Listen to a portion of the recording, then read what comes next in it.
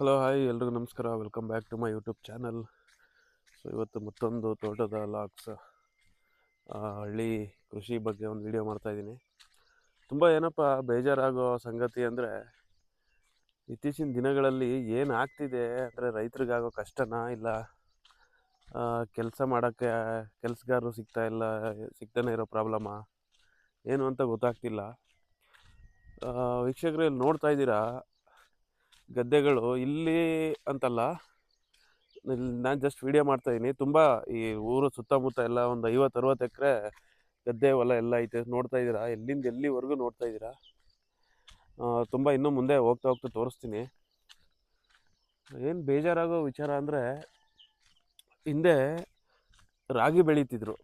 ಅವಾಗೆಲ್ಲ ಅಕ್ಕಿ ಎಲ್ಲ ಕಮ್ಮಿ. ನಮ್ಮ ತಾತ ಅವರೆಲ್ಲ ಕೇಳಿಸ್ಕೊಂಡ್ರೆ ಅವಾಗೆಲ್ಲ ಅಕ್ಕಿನೇ ಕಮ್ಮಿ. ಅವಾಗ ಇಲ್ಲೋ ಯುಗಾದಿಗೋ ದೀಪಾವಳಿಗೋ ವರ್ಷಕ್ಕೊಂದ್ಸಲ 2 ಸಲ ಅನ್ನ ಊಟ ಮಾಡ್ತಿದ್ರಂತೆ.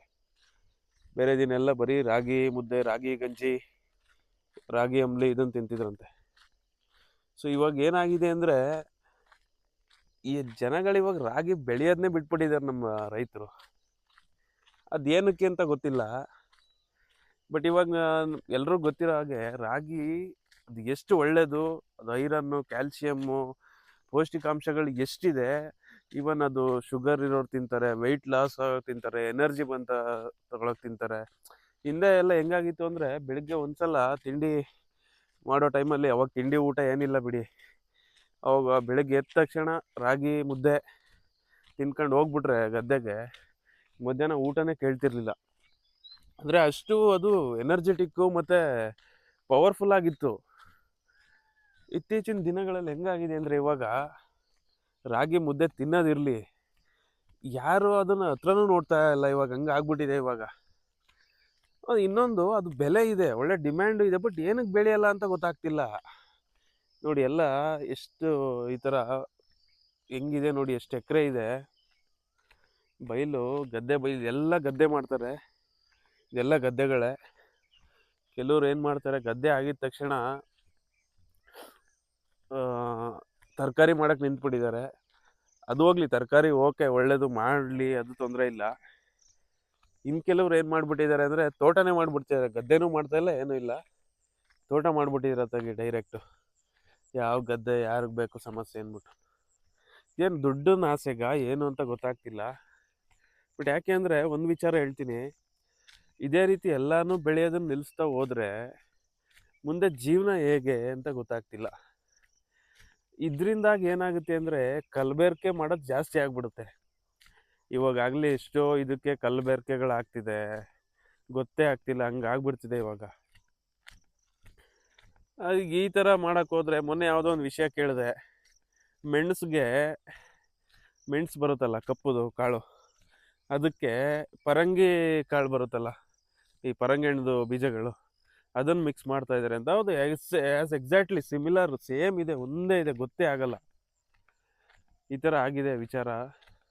ಹಿಂಗೆ ನೋಡ್ತಾ ಬರುವಾಗ ಇಡೀ ಇಷ್ಟು 50 ಎಕರೆ ದೊಡ್ಡ ಬೌಂಡ್ರಿನಲ್ಲಿ ನೋಡಿ, ಇದು ಹೊಸ್ದಾಗಿ ಮಾಡಿರೋ ತೋಟ. ಇದು ಒಂದು 50 ಎಕರೆ, ಒಂದು 60 ಎಕರೆ ಇಡೀ, ಅಂದರೆ ಇಡೀ ಊರಲ್ಲೇ ಯಾರೂ ಬೆಳೆದಿಲ್ಲ, ಇವರೊಬ್ಬರು ರಾಗಿ ಬೆಳೆದಿದ್ದಾರೆ ಅಷ್ಟೇ. ಒಂದು ವಿಚಾರ ನೋಡಿ ಖುಷಿ ಆಯ್ತು. ಈ ಥರ ಆದರೆ ನೋಡಿ, ಏನು ಸಖತ್ತಾಗಿದೆ ರಾಗಿ, ಒಳ್ಳೆ ರಾಗಿ ಬೆಳೆದಿದ್ದಾರೆ ಮಾತ್ರ. ಇಡೀ ಒಂದು 50-60 ಎಕರೆ ಇದರಲ್ಲಿ ಒಬ್ಬರೇ ಒಬ್ಬರು ರಾಗಿ ಬೆಳೆದಿರೋದು ಅಂದರೆ ಎಲ್ಲಿಗೆ ಹೋಯ್ತು ನಮ್ಮ ರೈತರು, ಏನು ಆಗ್ತಿದ್ದಾರೆ ಅಂತಲೇ ಗೊತ್ತಾಗ್ತಿಲ್ಲ. ನಾನು ತುಂಬ ಕಡೆ ಕೇಳಿದ್ದೀನಿ, ಇದು ಒಳ್ಳೆ ಡಿಮ್ಯಾಂಡ್ ಇದೆ, ರೈಟ್ ಇದೆ, ಮತ್ತು ಭತ್ತದ ಥರ ಇದಕ್ಕೆ ಜಾಸ್ತಿ ನೀರು ಬೇಕಾಗಿಲ್ಲ, ಏನು ಬೇಕಾಗಿಲ್ಲ, ಎಲ್ಲ ಗೊಬ್ಬರನೂ ಹಾಕಂಗಿಲ್ಲ, ಒಂದ್ಸಲ ಹಾಕಿದ್ರು ಸಾಕು, ಎಲ್ಲ ಬೆಳಿಬೋದು. ಏನಕ್ಕೆ ಬೆಳೀತಾ ಇಲ್ಲ ಅಂತ ಗೊತ್ತಾಯ್ತಲ್ಲ ನನಗೆ. ಅಲ್ಲ, ರೈತರಿಗೆ ಮೊನ್ನೆ ಇನ್ನೊಂದು ವಿಚಾರ ಏನಂದರೆ, ನಮ್ಮ ಮ್ಯಾನೇಜರ್ ಒಬ್ಬರು ಕಾಲ್ ಮಾಡಿದರು, ಅಮೇರಿಕಾ ಕೊಟ್ಟು ಕಳ್ಸೋಕ್ಕೆ 20 kg ರಾಗಿ ಸೀಡ್ ಸಿಗುತ್ತಾ ಅಂತ. ನೋಡಿ, ವಿಚಾರ ಎಲ್ರಿಗೂ ಗೊತ್ತು. ಇವಾಗ ಹೆಂಗಾಗಿದೆ ಅಂದರೆ, ಎಲ್ಲರ ದಿನನಿತ್ಯ ನಾವು ತಿಂತಾ ಇರೋ ಇದು ಫುಡ್ಡಲ್ಲಿ ಇದೇ ಇಲ್ಲ, ಪ್ರೋಟೀನೇ ಇಲ್ಲ ನಾವು ತಿಂತಾ ಇರೋ ಫುಡ್ಡಲ್ಲಿ. ಎಲ್ಲ ಕಲಬೆರಕೆ, ಕೆಮಿಕಲ್ ಫುಡ್ ಆಗಿಬಿಟ್ಟಿದೆ ನಾವು ತಿನ್ನೋದ್ರಲ್ಲಿ. ಪೌಷ್ಟಿಕಾಂಶನೇ ಇಲ್ಲ. ಇಂದು ಥರ ಕೆಲಸ ಮಾಡೋಕ್ಕೆ ಯಾರೂ ಆಗ್ತಾ ಇಲ್ಲ. ಏನಕ್ಕೆ ಅಂದರೆ, ಈ ಥರ ಈಗ ನಾವು ಏನು ತಿನ್ಬೇಕು ಅದನ್ನು ತಿಂತಾ ಇಲ್ಲ, ಏನು ನಮ್ಗೆ ಬಾಯಿ ರುಚಿ ಕೇಳ್ತಿದೆ ಅದನ್ನು ತಿಂತಾ ಇದ್ದೀವಿ, ಹಂಗಾಗ್ಬಿಟ್ಟಿದೆ ಇವಾಗ. ಹಿಂದೆ ಎಷ್ಟು ಕೆಲಸ ಮಾಡ್ತಿದ್ರು, ಹೆಂಗೆ ಗಟ್ಟಿ ಆಗಿದ್ರು. ಹಿಂದಿನ ಕಾಲದವ್ರು ನೋಡಿ ಇವಾಗಲೂ 80 ವರ್ಷ 90 ವರ್ಷ ಎಲ್ಲ ಬದುಕ್ತವ್ರೆ. ಇತ್ತೀಚಿನವರು ಈಗ ನಮಗೆ ತಗೊಳ್ಳಿ, ನನಗೆ ತಗೊಳ್ಳಿ, ಇವಾಗ 25-30 ವರ್ಷಕ್ಕೇನೆ ನಮಗೆ ಕರೆಕ್ಟಾಗಿ ಕೆಲಸ ಮಾಡೋಕ್ಕಾಗಲ್ಲ. ಸ್ವಲ್ಪ ಹೊತ್ತು ನಡೆದ್ರೆ ಸುಸ್ತಾಗೋದು, ಹಿಂಗಾಗ್ತಿದೆ ಇವಾಗೆಲ್ಲ. ಏನಂದರೆ ನಾವೆಲ್ಲ ಈ ಆಧುನಿಕ ಟೆಕ್ನಾಲಜಿ ಅಂತ ಏನಿದೆ ಎಲ್ಲ ಅದಕ್ಕೆ ಅಡಿಕ್ಟ್ ಆಗ್ಬಿಟ್ಟು ಏನು ಇದು ಮಾಡ್ತಾ ಇಲ್ಲ. ಏನು ಮಾಡಬೇಕು ಬೇಸಿಕ್ ನಮ್ಮ ಹಳ್ಳಿ ಹಿಂದಿನ ಬಂದಿರ್ತಕ್ಕಂಥ ಏನು ಎಲ್ಲ ಮರ್ತ್ಬಿಟ್ಟು ಇವಾಗ ಹೊಸ್ದಾಗಿ ಇದಕ್ಕೆ ಅಡಿಕ್ಟ್ ಆಗಿದ್ದೀವಿ. ಹಾಗಾಗಿ ಇದೆಲ್ಲ ನಮ್ಮ ಆರೋಗ್ಯದ ಮೇಲೆ ಎಷ್ಟು ಪರಿಣಾಮ ಬೀಳ್ತಿದೆ ಅಂದರೆ ಇತ್ತೀಚಿನ ದಿನಗಳಲ್ಲಿ ಬದುಕೋದು ಆಯಾಸೆ ಕಮ್ಮಿ ಆಗ್ಬಿಡ್ತಿದೆ. ಆ ಥರ ಆಗೋಗಿದೆ. ನನಗೊಂದು ಬೇಜಾರಾಗಿದ್ದೇನಪ್ಪ ಅಂದರೆ ಇಷ್ಟೆಲ್ಲ ಗದ್ದೆ ಮಾಡ್ತಾರೆ, ಬಟ್ ರಾಗಿ ಯಾರು ಬೆಳೀತಾ ಇಲ್ಲ. ಹಿಂಗೆ ಹೋದರೆ ಮುಂದಿನ ದಿನ ಏನಾಗುತ್ತೆ ಅಂದರೆ ನಾವು ಏನು ತಿನ್ನಬೇಕು ಅದು ಸಿಗಲ್ಲ ನಮಗೆ ಫುಡ್ಡು. ಆಬ್ವಿಯಸ್ಲಿ ನಾವು ಏನು ಫುಡ್ ತಿನ್ನಬೇಕು ನಾವು ಸಿಗಲ್ಲ ಅಂದಮೇಲೆ ಆಬ್ವಿಯಸ್ಲಿ ನಮ್ಮ ಹೆಲ್ತ್ ಇಶ್ಯೂಸ್ ವೇರಿ ಆಗೇ ಆಗುತ್ತೆ. ನಾವು ಬೇಸಿಕ್ಕಾಗಿ ಒಂದು ಅರ್ಥ ಮಾಡ್ಕೋತಾ ಇಲ್ಲ, ನಮ್ಮ ಆರೋಗ್ಯದ ಬಗ್ಗೆ ನಾವು ಕಾಳಜಿನೇ ವಹಿಸ್ತಾ ಇಲ್ಲ. ಈ ಥರ ಪ್ರೋಟೀನು ಹೆಲ್ತ್ ಫುಡ್ ತಿನ್ನೋದು ಬಿಟ್ಬಿಟ್ಟು ಬೇರೆ ಬೇರೆ ಏನೇನೋ ತಿಂತೀವಿ, ಹೋಗಿ ಆಸ್ಪತ್ರೆ ಖರ್ಚು ಮಾಡ್ತೀವಿ. ಹಿಂಗಾಗ್ಬಿಟ್ಟಿದೆ ಹೋಯ್ತಾ ಪ್ರಪಂಚ ಏನೋ ಎಲ್ಲಿಗೋ ಹೋಗ್ತಿದೆ, ಏನು ಆಗ್ತಿದೆ ಅಂತಲೇ ಗೊತ್ತಾಗ್ತಾ ಇಲ್ಲ, ಹಂಗಾಗ್ಬಿಟ್ಟಿದೆ. ಯಾಕೆಂದರೆ ಒಂದು ದಿನ ಕುತ್ಕೊಂಡಾಗ ಎಲ್ಲ ಅನಲೈಸ್ ಮಾಡಿದಾಗ ಹೆಂಗಿತ್ತು ಹಿಂದಿನ ಕಾಲದಲ್ಲಿ, ಎಷ್ಟು ಚೆನ್ನಾಗಿತ್ತು, ಎಲ್ಲ ಗಟ್ಟಿಮುಟ್ಟಾಗಿ ಹೆಂಗಿದ್ರು ಅಂದರೆ ಅವ್ರು ತಿಂತಿದ್ದ ಆಹಾರ ಮಾಡ್ತಿದ್ದಂಥ ಕೆಲಸನೇ ಕಾರಣ. ಇವಾಗ ನಮ್ಮ ಅಜ್ಜಿ ಒಬ್ರು ಇದ್ದಾರೆ, 85 ವರ್ಷ ಆಗಿದೆ. ಇವಾಗಲೂ ಅವರು ಇವಾಗ ನಮ್ಮ ಮನೆಯಲ್ಲಿ ಆಬ್ವಿಯಸ್ಲಿ ರಾಗಿ ಬೆಳೆಯಲ್ಲ, ಬಟ್ ಮಾಡೋರಿಲ್ಲ ಅನ್ನೋ ಒಂದು ಕಾರಣಕ್ಕೆ ಬೆಳೀತಾ ಇಲ್ಲ. ರಾಗಿ ಕೊಂಡ್ಕೋತೀವಿ. ಕೊಂಡ್ಕೊಂಡು ಇವಾಗ ನಾವು ಬೆಳಗ್ಗೆ ಹೊತ್ತು ಇವಾಗಲೂ ಮುದ್ದೆನೇ ತಿನ್ನೋದು. ಸ್ವಲ್ಪ ದಿನದ ಹಿಂದೆ ಎಲ್ಲ 2 ಟೈಮ್ ತಿಂತಿದ್ವಿ, ಇವಾಗ 1 ಟೈಮ್ ತಿಂತೀವಿ. ಯಾವ್ದಾದ್ರು 1 ಟೈಮ್ ಮುದ್ದೆ ತಿಂತೀವಿ. ಇವಾಗ 85 ವರ್ಷ ಆಗಿದೆ. ಗುದ್ಲಿ ಕೆಲಸ ಮಾಡ್ತಾರೆ ಅಂದರೆ ನನಗೆ ಮಾಡೋಕ್ಕಾಗಲ್ಲ. ನಮ್ಮ ಅಜ್ಜಿ ಹೋಗಿ ಗದ್ದೆಯಲ್ಲಿ ಕಳೆ ಕೀಳೋದು, ಗುದ್ಲಿ ಕೆಲಸ ಎಲ್ಲ ಮಾಡ್ತಾರೆ. ಈ ಥರ ಆಗಿದೆ ವಿಚಾರ. ಇವನ್ ರಾಗಿ ಹಸಿಟ್ಟು, ರಾಗಿ ಗಂಜಿ, ರಾಗಿ ಮುದ್ದೆ, ರಾಗಿ ಅಂಬ್ಲಿ ತಿನ್ನೋದ್ರಿಂದ ವೆಯ್ಟ್ ಲಾಸ್ ಆಗುತ್ತೆ. ಶುಗರ್ ಇರೋರು ತಿಂತಾರೆ, ಶುಗರ್ ಫ್ರೀ ಆಗುತ್ತೆ. ಐರನ್, ಕ್ಯಾಲ್ಶಿಯಮ್ಮು, ಪ್ರೋಟೀನ್ಸ್ ಎಲ್ಲ ಸಿಗುತ್ತೆ. ಒಂದು ಸಲ ಬೆಳಗ್ಗೆ ಹೊತ್ತು ನೀವು ಮುದ್ದೆ ತಿಂದ್ಬಿಟ್ರೆ ಇನ್ನು ಸಂಜೆವರೆಗೂ ನೀವೇನು ತಿನ್ನೋದೇ ಬೇಡ, ಆ ರೀತಿ ಇರುತ್ತೆ. ಹೀಗಾಗಿ ನನಗೆ ಏನಪ್ಪ ಅಂದರೆ ವಿಚಾರ, ದಯವಿಟ್ಟು ರೈತರುಗಳು ರಾಗಿನ ಬೆಳೀರಿ, ಒಳ್ಳೆ ರೇಟ್ ಇದೆ. ಮತ್ತು ಇದಕ್ಕೆ ಭತ್ತದಷ್ಟು ಇನ್ವೆಸ್ಟ್ಮೆಂಟು ಇಲ್ಲ. ಅದು ಯಾಕೆ ಬೆಳೀತಾ ಇಲ್ಲ ಅಂತ ಗೊತ್ತಾಯ್ತಾ ಇಲ್ಲ. ಇವಾಗೆಲ್ಲ ಹಿಂದೆ ಎಲ್ಲ ರಾಗಿ ಕುಯ್ದು ರೋಣ್ಗಲ್ಲಲ್ಲಿ ಅರಿಸಿ ಎಲ್ಲ ಇದು ಮಾಡ್ತಾಯಿದ್ರು. ಇವಾಗೆಲ್ಲ ಮಿಷಿನ್ಗಳೇ ಬಂದ್ಬಿಟ್ಟಿದೆ. ಇವನ್ ರಾಗಿ ಕುಯ್ಯೋಕ್ಕೂ ಬಂದಿದೆ ಅನಿಸುತ್ತೆ. ರಾಗಿ ಕುಯ್ಯೋದಾಗಿರ್ಬೋದು, ಅದು ಬಡಿಯೋದಾಗಿರ್ಬೋದು, ಎಲ್ಲ ಮಿಷಿನೇ ಬಂದಿದೆ ಇವಾಗ. ಬಟ್ ಆದ್ರೂ ನಮ್ಮ ರೈತರುಗಳು ಬೆಳೀತಾ ಇಲ್ಲ.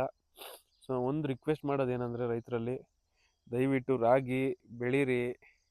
ರಾಗಿ ಅಂತ ಅಲ್ಲ, ಈಗ ಹಿಂದಿನ ಕಾಲದಿಂದನೂ ಬಂದಿರೋದು. ಈಗ ತೋಟ ಮಾಡೋದು ಅವೆಲ್ಲ ಶಾಶ್ವತ ಅಲ್ಲ. ಇವಾಗ ಎಲ್ರೂ ತೋಟನೇ ಮಾಡ್ಕೊಂಡು ಹೋದ್ರೆ ಎಲ್ಲಿ ರೈಟ್ ಸಿಗುತ್ತೆ ಹೇಳಿ? ಎಲ್ಲಿ ರೈಟ್ ಸಿಗುತ್ತೆ ಎಲ್ರಿಗೂ? ಆಬ್ವಿಯಸ್ಲಿ ಎಲ್ಲ ಬೆಳೆನೂ ಒಂದೇ ಸಲ ಬಂದ್ರೆ ರೈಟ್ ಕಮ್ಮಿ ಆಗೇ ಆಗುತ್ತೆ. ಸುಮ್ಮನೆ ಅವಾಗ ಇಲ್ಲದೆ ಇರೋದು ಜಾಸ್ತಿ ಆಗುತ್ತೆ ಅವಾಗ. ಅದನ್ನು ಒಂದು ಯೋಚನೆ ಮಾಡಬೇಕು ನಮ್ಮ ಜನಗಳು, ನಮ್ಮ ರೈತರು. ಯಾವುದು ಅವಶ್ಯಕತೆ ಇದೆ ಅದನ್ನು ಬೆಳಿಬೇಕು, ಈ ಟೆಕ್ನಿಕ್ನ ಯೂಸ್ ಮಾಡಬೇಕು. ಈಗ ಎಲ್ಲರೂ ತೋಟ ಮಾಡ್ತಾರೆ ಅಂತ ಎಲ್ಲರೂ ತೋಟ ಮಾಡೋದು ಏನೋ ನನಗೇನೋ ಸರಿ ಕಾಣಿಸ್ತಿಲ್ಲ. ಅದು ನಮಗೆ ಬೆಳೆಯೋಷ್ಟು ಸಾಕಷ್ಟು ಜಮೀನು ಇಲ್ಲ ಅಂದರೆ ನಾವು ಬೆಳಿತಿದ್ವಿ.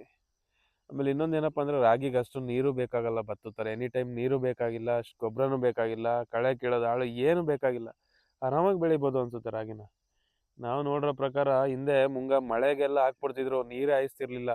ಮುಂಗಾರು ಮಳೆ ಬೀಳ್ತಾ ಅಂದ್ಬಿಟ್ಟು ರಾಗಿ ನೆಟ್ಬಿಡೋರು, ಮಳೆಗೆ ಬಿದ್ದು ಬೆಳೆಯೋದು ರಾಗಿ. ಚೆನ್ನಾಗಿ ಬಂದಿರೋದು ರಾಗಿ ಮಾತ್ರ ಅವಾಗ.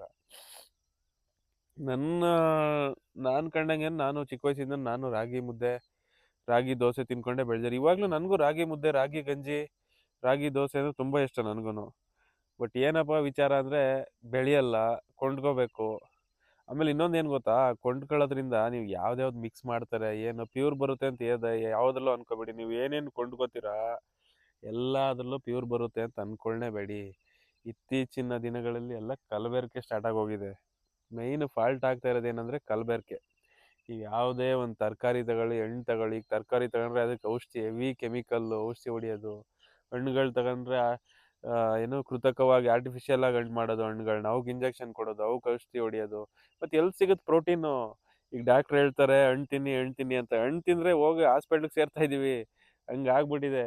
ಏನು ಹಣ್ಣು ತಿನ್ನೋದು ಈ ಥರ ಆದರೆ? ಬರೀ ಕೆಮಿಕಲ್ ತಿಂತಾ ಇದ್ದೀವಿ ಅಷ್ಟೇ. ಕೆಮಿಕಲ್ ತಿಂದರೆ ಮತ್ತೆ ಡಾಕ್ಟ್ರು ಹಾಸ್ಪಿಟ್ಲಿಗೆ ಹೋಗ್ತೀವಿ, ಮತ್ತೆ ಅವ್ರಿಗೆ ದುಡ್ಡು ಖರ್ಚು ಮಾಡ್ತೀವಿ. ಅದ್ರ ಬದಲು ನಾವೇ ಬೆಳಿಬೋದು ಮನೆಯಲ್ಲೇ ಪೌಷ್ಟಿಕ ಆಹಾರಗಳನ್ನ, ಪೌಷ್ಟಿಕವಾದಂಥ ತರಕಾರಿಗಳನ್ನ, ಅಕ್ಕಿ, ರಾಗಿ ಇದನ್ನ ಮನೇಲೇ ಬೆಳೆದು ನಾವೇ ತಿಂದರೆ ನಮ್ಮ ಆರೋಗ್ಯನೇ ಚೆನ್ನಾಗಿರುತ್ತೆ. ಹೊರಗಡೆ ನಾವು ದುಡ್ಡು ಖರ್ಚು ಮಾಡೋದೇ ದುಡ್ಡು ಉಳಿಯುತ್ತೆ, ನಮಗೆ ಬೆನಿಫಿಟ್ ಆಗೋದು, ನಮ್ಮ ಹೆಲ್ತೇ ಚೆನ್ನಾಗಿರುತ್ತೆ ಅಂತ ಹೇಳ್ತಾ ಇವತ್ತಿನ ಈ ವಿಡಿಯೋನ ಮುಗಿಸ್ತಾ ಇದ್ದೀನಿ. ನಿಮ್ಮ ಅಭಿಪ್ರಾಯ ಏನು ಅಂತ ತಿಳಿಸಿ. ಆದಷ್ಟು ಎಲ್ರಿಗೂ ಹೇಳಿ. ರಾಗಿಯ ಮಹತ್ವ ಗೊತ್ತಿದ್ರೆ ಕಮೆಂಟ್ ಮಾಡಿ. ದಯವಿಟ್ಟು ಚಾನಲ್ನ ಸಬ್ಸ್ಕ್ರೈಬ್ ಮಾಡಿ, ವಿಡಿಯೋನ ಲೈಕ್ ಮಾಡಿ, ಶೇರ್ ಮಾಡಿ, ಕಮೆಂಟ್ ಮಾಡಿ. Thank you.